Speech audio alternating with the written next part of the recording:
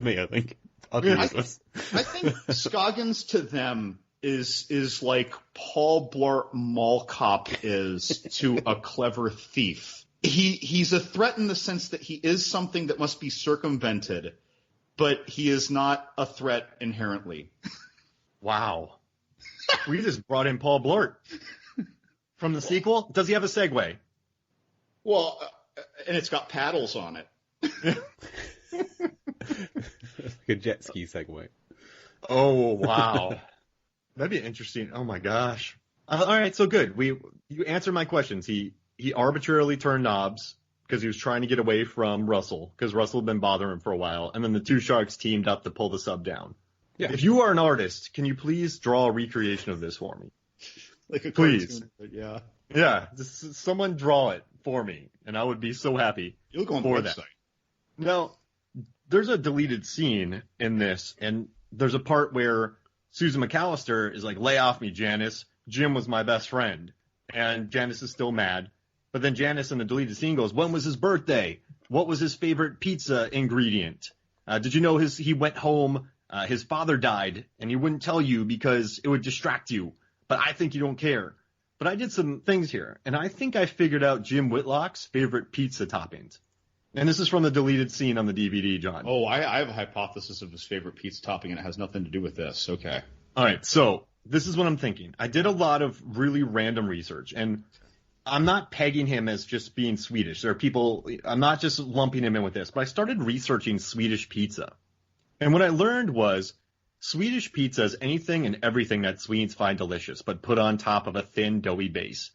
So there's a primer. So this UK journalist talks about how there's taco spice mix, there's béarnaise sauce. But yeah, they're talking about, there's one called the Bergos, and it's tomato sauce, cheese, bratwurst, eggs, and leeks. And these are in actual Swedish pizzerias. There's pizza marino, it's tomato sauce, cheese, guacamole, horse sausage, and bell peppers.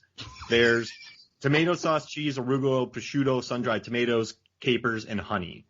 Tomato sauce, and then there's from Pizza La Chef in Sweden, tomato sauce, cheese, sliced tomatoes, olives, fresh mozzarella, prosciutto, sea salt, and olive oil. So what they said was in Sweden, if you're super drunk, you can just walk in and be like, I want this on my pizza. And they're like, sure, we'll do it.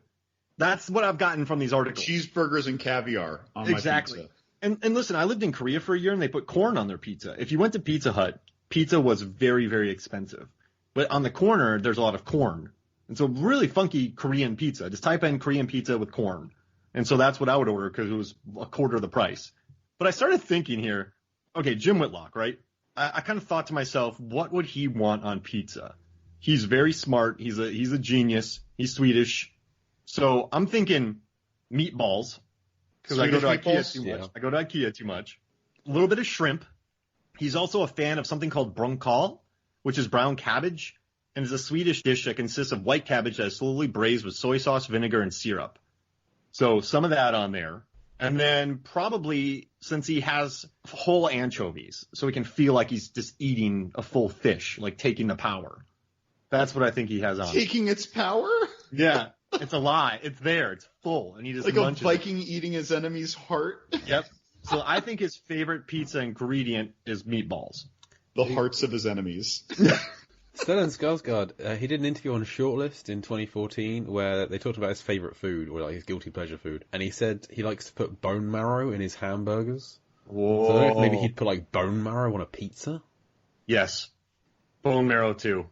Yeah, I'm totally with it on the burger. I have some difficulty with it on the pizza. I feel it's not a good textural combination. What if it was made into the meatballs? Okay, sold. Oh, Jay. Sold. Bone marrow meatball pizza. I'm sold. There it is. That's his favorite pizza. But I do love it when Janice asks, because Susan's like, he's my best friend, and then Janice asks all these questions about him, and she's completely stumped. But I don't think that's fair, because, like, Mark, I don't know your birthday. I mean, I could look on Facebook, but I don't. I don't know your favorite food. I don't know your favorite color. But I know a lot about the way you think.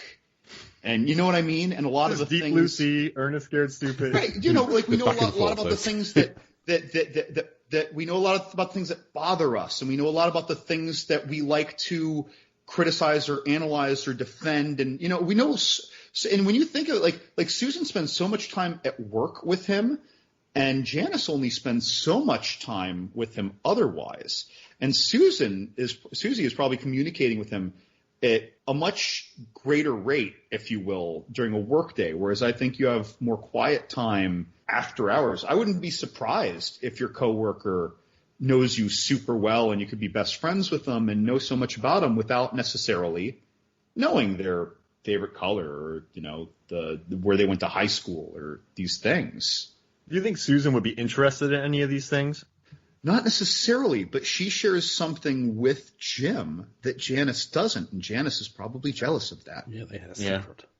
They have a big secret. Right. That's another thing. They Jim clearly took it to entrusted his a grave. lot in each other. But I'm not saying, screw Janice. I'm just defending, Her not knowing his favorite pizza topping? Right. I think that's okay. Because there are different kinds of friendships. There are different kinds of, these are just the cliche things that people bring up in, Sleepless in Seattle. Like maybe Preacher's never made them pizza and it's just never come up. Yeah. All right. So the main part of this clip is the kitchen fight. And we've talked about dragging down the submarine and arbitrarily turning knobs, which is perfect. So much button talk. That is very on brand for me and John. That's on brand for us, man. Just talking about something completely else. But yeah, so let's move on to the kitchen fight. And okay, we have some issues here, guys. Oh no. Problems. But we got to solve it to make sure that Deep Blue Sea isn't wrong. Okay. If that makes sense. Uh-oh. So when Preacher gets in the oven, the light is on. The on light is on. And the shark goes and rams it. Then the shark turns on the knob. And we know that something turns on the knob because the knob spins. You know that when you spin a safe, it goes there's a dial. Like that's the dial. That's what it looks like. More turning of knobs. Wow. But single purposeful knob turning. And it bops it with its nose, turns it on, it spins. But then later on, so the light's on, then the light's off, then the light comes back on, and then when the shark attacks again, the light is off, and then later on when we see the light, it's on. So are we saying maybe the water is kind of making the oven malfunction? Could be. Because the light's on, then it's off, then it's on, then it's off. Okay, well, we see the light turn on when the shark is doing some thrashing. So it's possible that the shark is continually thrashing the dial on and off, potentially. On purpose? It's difficult to say whether the shark is intentionally turning the oven on ever. Well, he like wants to it think on. He wants it on, we believe, right? And also, every moment anyway, if we're just looking at the fragment of this fight, when Preacher is in the oven, you hear the gas being released continuously the whole time. Mm-hmm. So you know it's on the whole time. So that would sooner, just while he's in there at least. When he gets out, who knows what's going on, malfunctions, safety latches when the thing opens up, I don't know. But while he's in it, we know the gas is being released constantly, and he's starting to cough on it. Mm-hmm. And you hear the tss, just constant. So if the light flickered at all in that time frame, and I definitely did not, I wasn't looking at that, then I would say that's the water. Like that's just the fuse that has to do with that light, because we know that the oven proper is still functioning at least the entirety of the time from the knob dial being turned to Preacher getting out. Well, we know that gas is coming out. When the explosion happens at the end, it is a big explosion. It is a big huge explosion. So I reckon somewhere in there the gas line gets ruptured. The shark is thrashing so much, there's so much damage being done to the oven. The oven is rocking as well a couple of times. Right, maybe it shifted the whole oven, which kind of pulled the gas line a bit. So whether the oven is on or not, the gas is coming out either way. So the shark is thrashing, it keeps on turning the dial on and off, the gas is still coming out, whatever's happening, because just through to general wear and tear of being attacked by a shark. Okay, now I have an entirely new question. Okay. Would it be commonplace or reckless for a completely underwater facility to use a gas oven instead of an electric oven? Now, I know that a good cook wants that gas. A lot of good cooks, they want gas. But still, is that perhaps a reckless decision? You can't make the perfect omelette with an electric hob. I think Preacher knows that. What do you think about this? Like, this is a World War II built thing, so they did retrofit it. I know that. But in the 40s, were they using gas primarily? You can buy gas ovens dating back to before the 1940s. Okay. So do you think maybe John and Jay that was the system that was set up, and they just sort of did some fixing instead of an all-around like $10 million swap? Yeah. Yeah, I guess I don't really know much about electrical stuff because in my head, like, I'm just a dude who's like, I'm going to pay a handyman $150 and I'm going to think he can just reroute an electrical line, and then maybe he'd be like, yeah, John, this house wasn't built for that. That's going to be like, $1,800, not $180, and that might be the reality. But like in my head, I'm just like, yeah, we just move a little electrical line or something like that. I just get my electrical range. I don't know anything about house stuff. I just know what the bill I pay. Got it. So maybe that's it. Yeah, maybe that was just the practical choice, or maybe someone made their safety pitch and they're like, guys, this thing isn't even moving anywhere. What's the safety hazard? And we've got a real good cook here and not just some mess hall manager. Let's let the man cook for us. Yeah, they had to choose between either having an electric oven fitted or titanium mesh fences. And, it's got to give like a net. That's not an option. It's got to. And that oven, I believe that oven was like 2 feet and 18 millimeters wide. Big oven. Okay, please don't mix metric and imperial. Please don't do it. Put him on edge, John. Yeah, Jay gets. So remember, John, when John and I were doing a draft on Movies, Films, and Flicks, and one of our friends, John Lazovath, for his football team, drafted the Sarlacc pit as a wide receiver. And it doesn't fit on the field. And it flummoxed John. I mean, John had a near breakdown. He was like one of those. He was like in Austin Powers, when Austin Powers starts dancing, and then those fembots start blowing up. That was John. Right, but because all of the rest of our draft could literally play a game of football atop a Sarlacc body. I fail to understand, if you just throw the ball and no one else catches it, is it a completion by the Sarlacc? Is that how that works? Throw it right in the stomach. Does it land on it?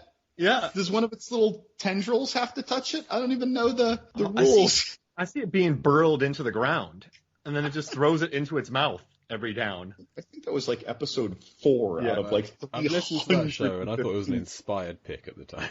And you should have seen Jay when you brought up the mixtures of measurement. Jay almost Austin Powered here. My eyes started twitching. So I gotta say, I was a smoker for about 20 years of my life, and when I was a teenager and in my 20s, I thought I was one of those really cool guys with a Zippo. And I will tell you that if it so much as rained heavily and my jeans were mildly saturated, that Zippo would not light. This is the Zippo. I mean, it takes a while, a lot of exposure. So if the jeans just got wet, the Zippo is fine. But with enough time, unless you have like a really high quality one, right? Like you got a really expensive, like tightly, like it's almost like a little hard to open. A little moisture goes a long way with those things. So I'm wondering, like, he was swimming. And the pocket he gets it out of is underwater, so he drags that from a trouser pocket through the water. And he was like, he was literally, he was squished in. He's moving all around. It probably like jutted open a tiny bit over and over again. Yeah. And so like, I'm wondering, he might have one of those special hand waving things that action stars have, where they have some special, like, not nickel plated, but something else for the incendiary of their gun so that it still shoots even underwater. But he's got something special going on there for that thing to still light. See, my old problem was, like, would it stay lit flying through the air? I hadn't considered he'd be able to turn it on or not. It does take him a few flicks to get the flame. I'm terrible with lighters, so that's me, whether it's been in the water or not. To the tune of staying cool in high school in the 90s. Staying cool in high school? A lot of people would actually pull the wick out a little farther than normal and then bend it over so that it wouldn't stick out of the little kind of metal gasket that holds it. And that way, whenever you light your Zippo, it's a bigger flame. But if you want a little flame, you'd pull it in really far so that there wasn't a lot of wick. So if you let it out really far and you recently charged it with fluid like butanol or something, you'd have a really big flame that would be hard to to extinguish with what I will call a toss of the Zippo. Okay.